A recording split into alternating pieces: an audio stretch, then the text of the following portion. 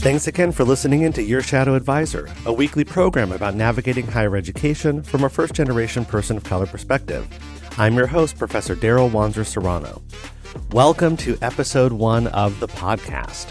I want to start by offering a special thanks and shout out to everyone who listened to all the mini episodes over the last couple of months. It's been nice to know that people are tuning in, and it's even nicer to know that I'll be building an audience with full episodes going forward. So today I want to talk in a bit more detail about the scope of the show.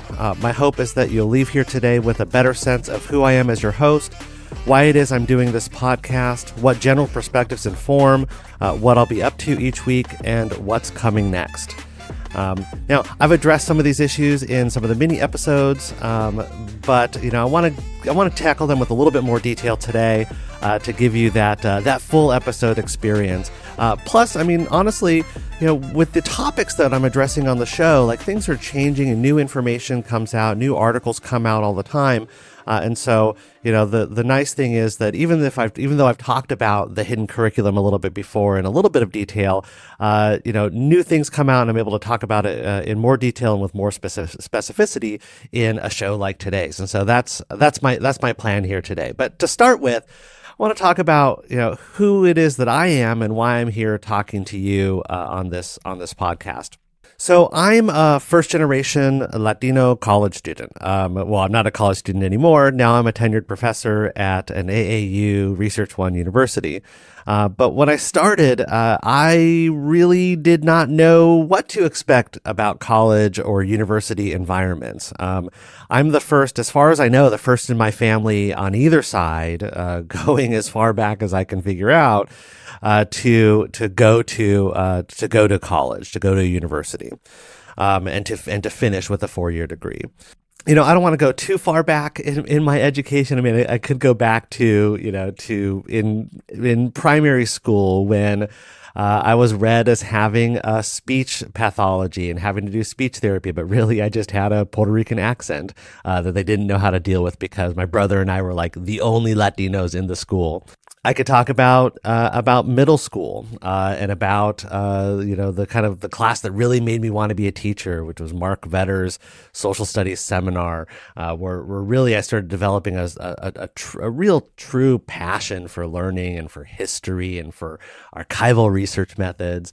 I could talk about the experience I had in high school, which was much less positive when I was seated next to a neo-Nazi skinhead who used to draw swastikas and burning crosses on his binder and would mutter racist things to me, which is what prompted me to leave my high school and finish my high school credits doing a dual credit program called Running Start in Washington State. But I'll really start with, I really want to start with graduate school because that's the focus of this podcast. Talking to people who are in grad school, who are early career, and people who support those folks who are in grad school and in early career positions. As a first generation student, I really didn't fully know what to expect going into graduate school. Thankfully, I had the experience of being a debater in high school and college, and in a lot of ways, debate, especially the kind of debate I did, a policy debate, which is very research focused. That prepared me well to enter graduate school because it taught me how to do focused research. It taught me how to advocate for myself. It taught me how to engage ideas and engage in the critical back and forth of questions and answers. So in a lot of ways, academically, intellectually, I was pretty well prepared to enter graduate school because the graduate school experience from that standpoint was a lot like debate.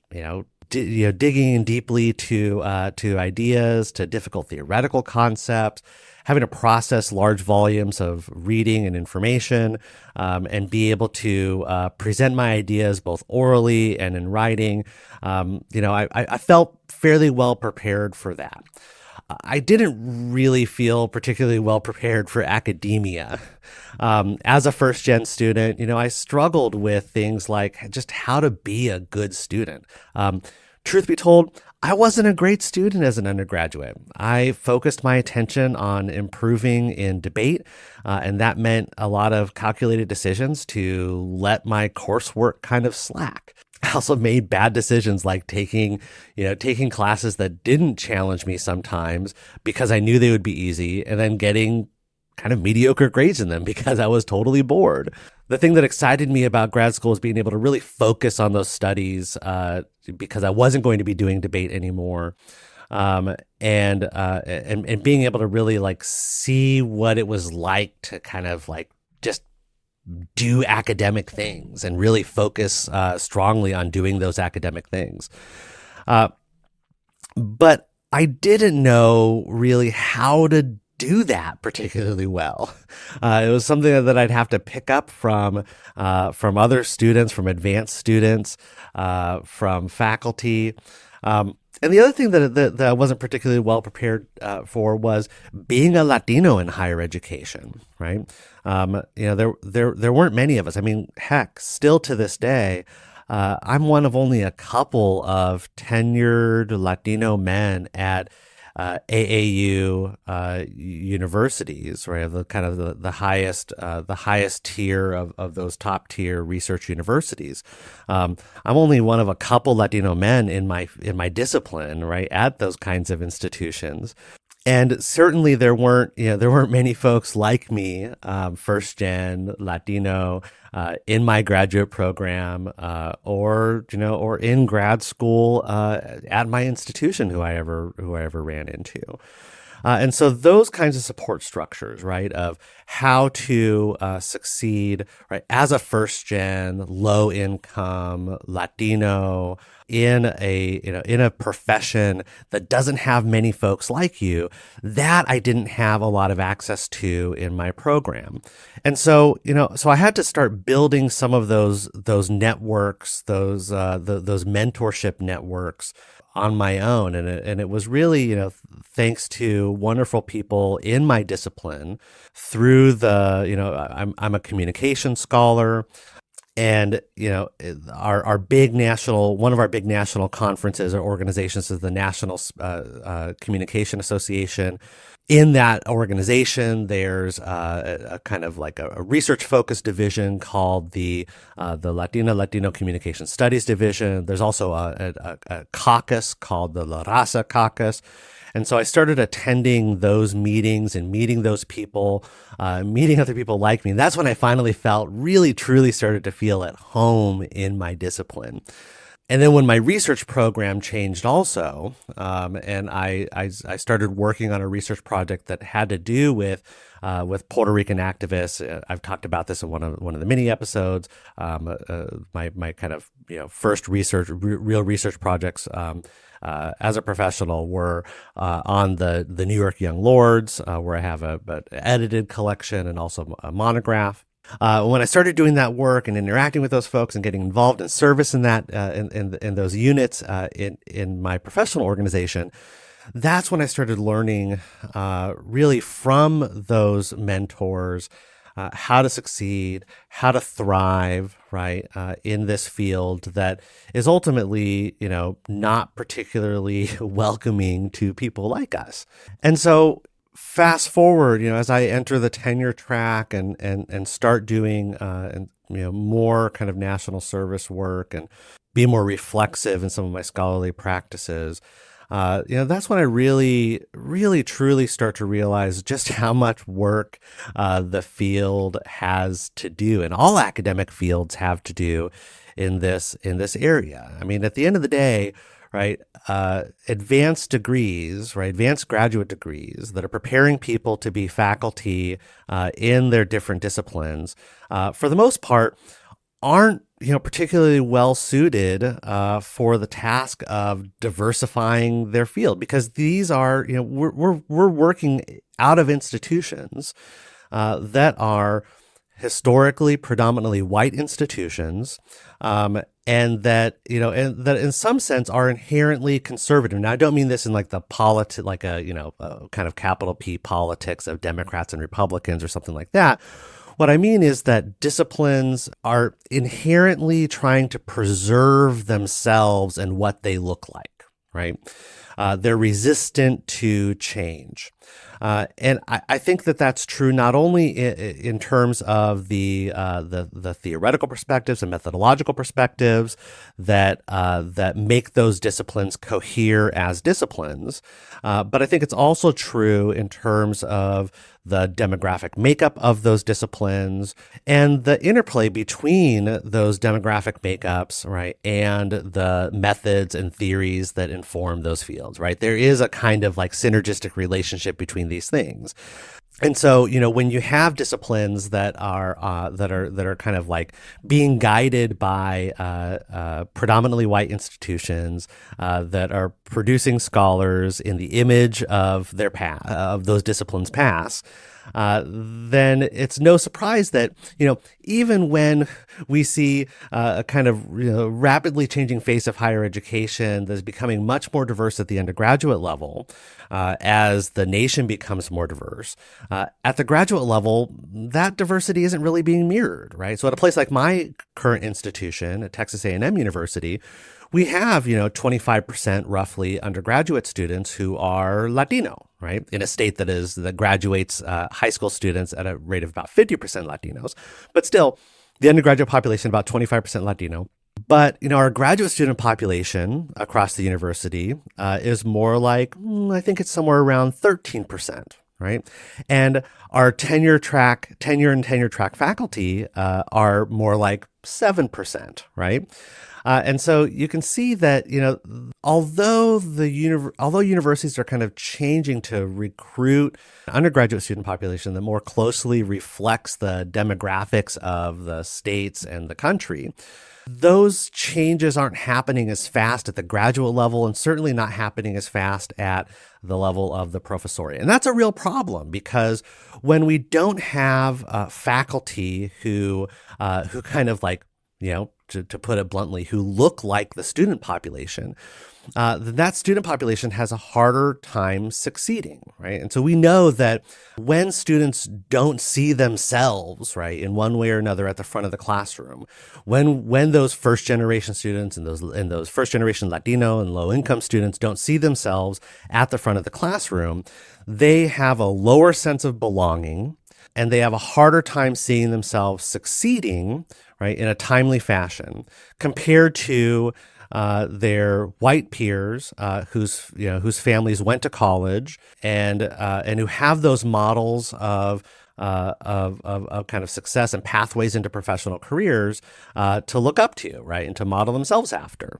That's, those issues, right, are what prompt me to talk about these things, right, within my own field, and also what ultimately have prompted me to start this podcast, because I think that these conversations don't happen enough, right, within our own individual fields, but more broadly aren't happening enough, especially with graduate students and with early career faculty who need to know that there are ways to approach, right, the educational process and their career pathways that can help ensure greater success, but also they need to know that there's people like them out there, right, who are going through the same kinds of things, who have a shared experience, and be able to find some strength in that. I mean, that's part of how we find our people in our disciplines and in our careers. Now, one of the issues that I'm kind of dancing around here, right, when I'm talking about knowing certain things to be able to succeed, is I'm talking about what scholars like Jessica Clarko call the hidden curriculum. And I talked about Clarko's work a little bit on one of the mini episodes. Her book, A Field Guide to Grad School: Uncovering the Hidden Curriculum. It really is fantastic. I strongly recommend you check it out. There's a link for it in the show notes. And when she talks about the hidden curriculum, right, she's talking about, and I'm quoting here from the first page of her book, quote, the things you're expected to know or do, but won't be explicitly taught. Now, these things, she continues, stay hidden in part, quote, because it's taken for granted. The hidden curriculum tends to involve ways of doing, how to do, write about, and talk about research, how to navigate complex bureaucracies, how to ask others for help when you feel lost. She continues, those ways of doing are easy to take for granted because once scholars learn them, they enact them in subconscious ways. And once those ways of doing are taken for granted, they become a lot harder to teach. Now, one of the things that Calarco points to in expanding on the hidden curriculum and how it stays hidden is, why, when we know that there's the hidden curriculum, it's not just like made explicit more often. Well, one of the reasons she points to is that there's an incentive structure in higher education, right, that doesn't really encourage mentorship that demystifies that hidden curriculum and makes it part of the explicit curriculum. That ultimately, especially at research-intensive universities, right, which are the universities where PhDs are being produced, faculty are rewarded for their research, right? And there's that old mantra of publish or perish. As problematic as it is, there's truth to it that if you're not producing enough scholarship, right, if you're not producing both the quantity and quality of scholarship, then you're not going to get promoted, you're not going to get tenured, et cetera, et cetera. And so there's an incentive structure, right, that encourages faculty to really focus in on their research and not to spend extra time, right, to see it as kind of a zero-sum trade-off in terms of spending extra time mentoring students and demystifying that hidden curriculum. And so a lot of it stays hidden until a student happens to maybe like ask the explicit question, right? So the hidden curriculum is a kind of like, in a lot of ways, a kind of like cognitive thing, right? That is, it's about learning things, learning how to do certain things. And the idea here, the kind of like implicit assumption is that if you only, if you just know these things, right, then you're able to succeed. If only the students know, like, this is, you should do X, Y, and Z things as a graduate student, then you're able to be a good graduate student and get that good job and be a good professor, et cetera, et cetera. And we see these kinds of attitudes reflected in the kind of like trade press for higher education too. So in preparing for this episode just a couple days ago, there is an opinion piece in Diverse Issues in Higher Education titled "Admitting First Generation and Low Income Students is Not Enough."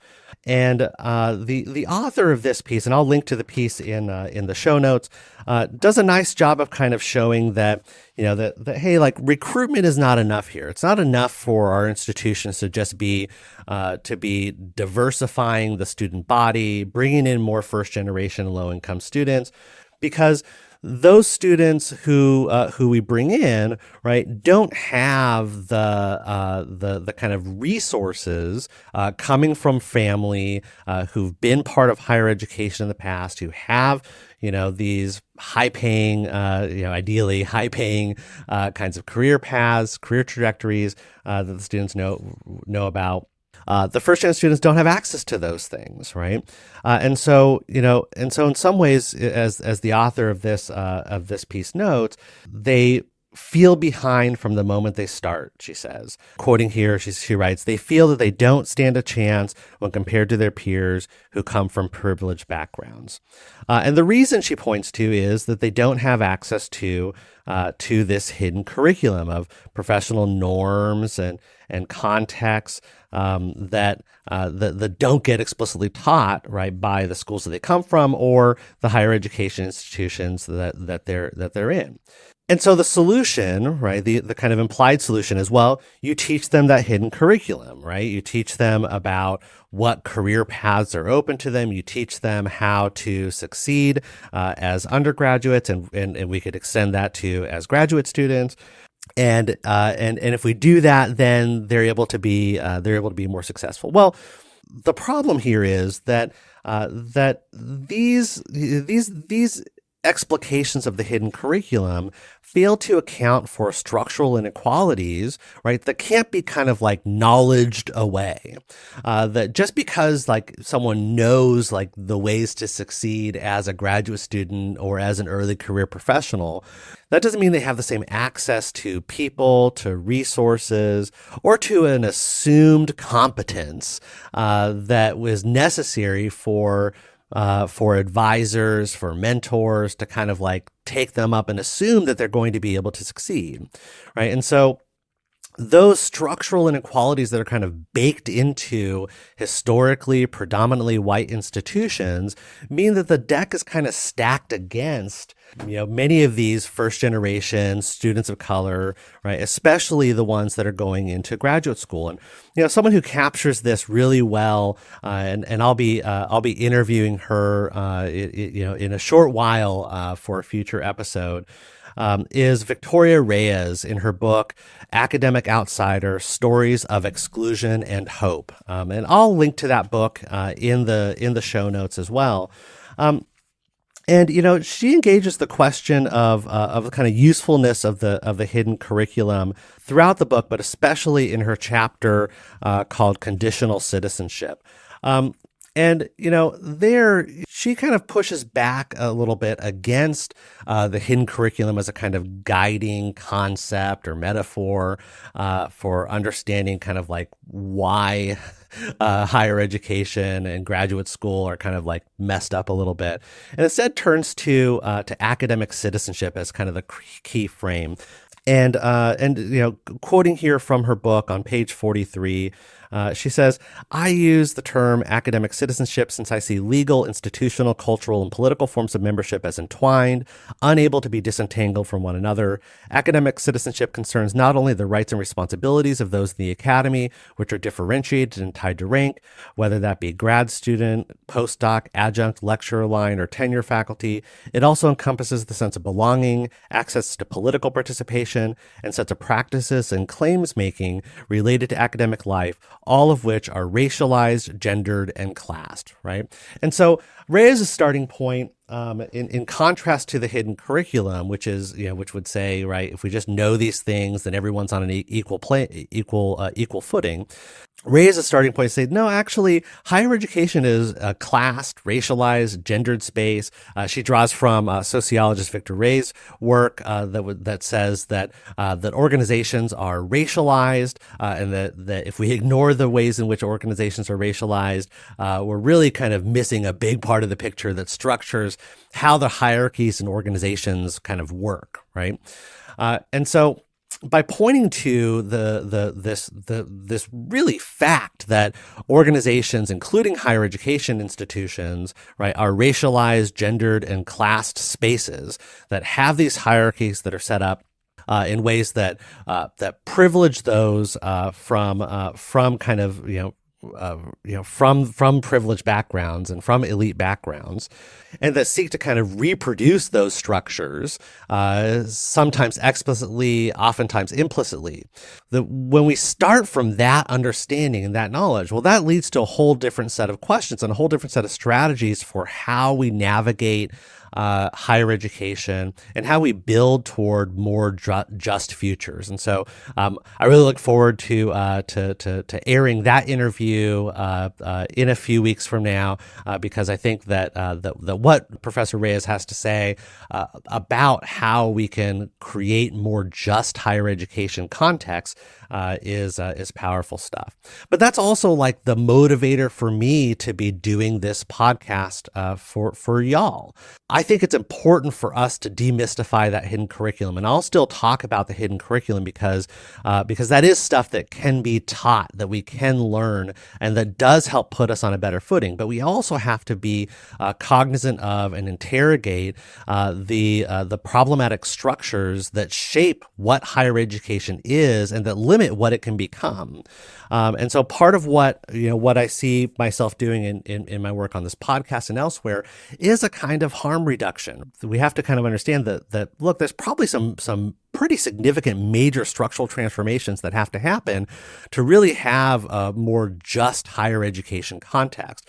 And until that point, we can do things to minimize harm and to create opportunities for people to kind of like work with what we've got and do the best that we can.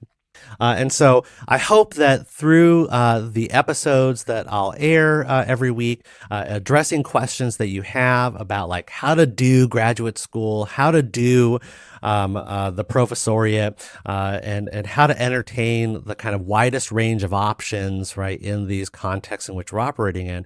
I hope that I can kind of help make this place a little bit better. To start with that, since I know it's the start of the semester for those of us on the semester system, I want to offer just a couple little snippets of advice for people at different stages in their higher education career. So to people who are new to graduate school, my one piece of advice this week is to read strategically. Check out the advice in books like Calarco's Field Guide or Shore's Grad School Essentials. I'll link to that one too, about how to read more efficiently and selectively as you get used to the different workload and the different style of engagement of ideas that happens in graduate school, because it is a really different world from what most of you will be used to from undergraduate or even from master's programs. If you're an advanced graduate student, maybe you're comping or dissertating soon, my advice to you is keep your head down, right, and focus on your work. Don't get distracted by shiny things like the opportunity to teach fancy new courses and new service opportunities. Just get your work done and do it well to position yourself for success as you get closer to the job market and to finishing out your time as a student in higher education and become a professor or enter industry beyond academia. And to new faculty, my main piece of advice to you is to establish patterns and figure out who your people are. Right? If this is your first term somewhere, your time is going to be occupied figuring out where to get groceries, order food, get your clothes dry cleaned, how to find your way around campus, what offices on campus do certain things that you need done. And, you're also needing to figure out like who your people are, who's going to be that support network for you, who's going to help make the place feel like a home for you. And so, spend your time developing those networks and establishing work patterns and habits that will enable you to really hit the ground running next term, because a lot of this term is going to be lost in the swirl of the kind of like newness of your place. All of that said, I'm excited to be launching the podcast. I'm excited that this is the first full episode. Next week, we're going to have a wonderful interview with Chantel Martinez and Bryant Taylor, a couple of folks who know a lot about mentorship, both from the perspective of being a mentor in Chantel's case and being a mentee in Bryant's case. And so we've got a great conversation lined up about what makes for a good mentor-mentee relationship and how to kind of make the most of that in higher education. So please tune in next week for that very special episode. The week after that, we're going to start running. I'm going to run a series of a few episodes about public service loan forgiveness, which is a program that as you know, if you've been listening to the mini episodes, that I just recently benefited from. And so I want to talk about, I'm going to have a special guest, a couple of special guests who know a lot about public service loan forgiveness and have a host of resources to set you up for success in that realm. And then also to get you thinking about like how much you should be taking out in student loans, like what are the advantages and disadvantages to that, and how do you to set yourself up for financial success after you're done with your education. Additionally, since I try to keep the show as listener-driven as possible, please send me your thoughts and questions. Hit up the show on Twitter or shoot me an email at your leisure. And if you do have a question, please send it to questions@yourshadowadvisor.com or head to the website to submit an audio question that I might air on the podcast. That said, that's it for today. If you haven't already, please subscribe to the show on Apple Podcasts, Spotify, or wherever you listen to podcasts. And if you're feeling up to it, please leave us a 5-star rating and a review. Thanks again for listening in. I'll be back with more next week.